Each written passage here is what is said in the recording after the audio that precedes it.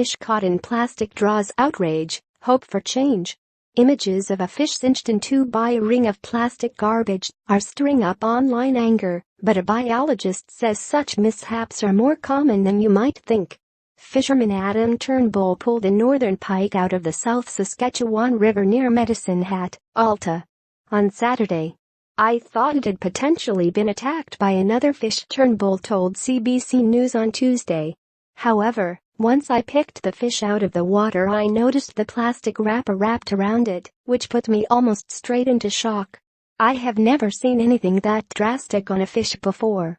It appears the fish had been caught in bottled drink packaging, and, while the fish had grown, the plastic had not."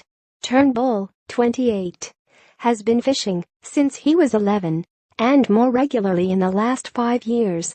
He said the discovery made him mad. "For me to say that I have never littered in my past would be a lie. I'm sure we all have at some point. But to see the effects that fish had struggled for years definitely struck a chord for me," he said. He took his outrage to social media, and his Facebook post has been shared thousands of times, with many comments also expressing frustration. Turnbull said if fish can experience pain, then surely this fish would have. "I figure every time that fish kicked its tail to move, it was in pain. Every time he moved his body, it moved a little bit and just caused him a little bit more pain," Turnbull said. "It's horrible, really." A biologist says the incident is, unfortunately, quite common, especially near more populated areas. On the Great Lakes, they have estimated that something like 80% of all of the debris is actually plastic debris of the sort that was depicted in that photo, said Greg Pyle, a University of Lethbridge biology professor. "It is very common." Biology professor Greg Pyle says animals getting caught in plastic garbage is more common than most people think. University of Lethbridge, he said the fish would have struggled because the plastic almost cut it in half. That fish would not have been able to function properly in its natural habitat. It would be impaired in its ability to forage, to catch prey fish, so it would be at a significant disadvantage, he said.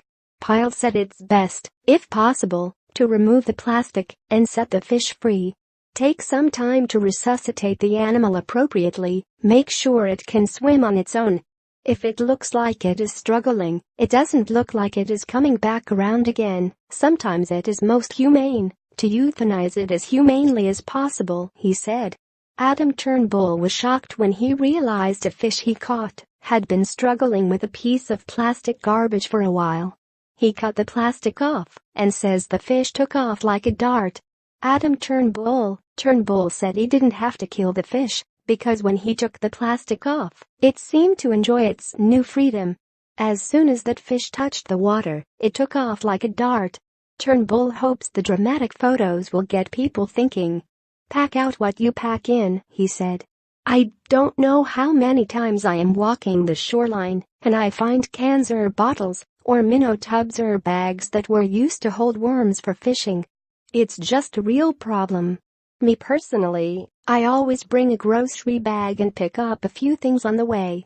This is the plastic bottle wrap Turnbull cut off a fish before he set it free.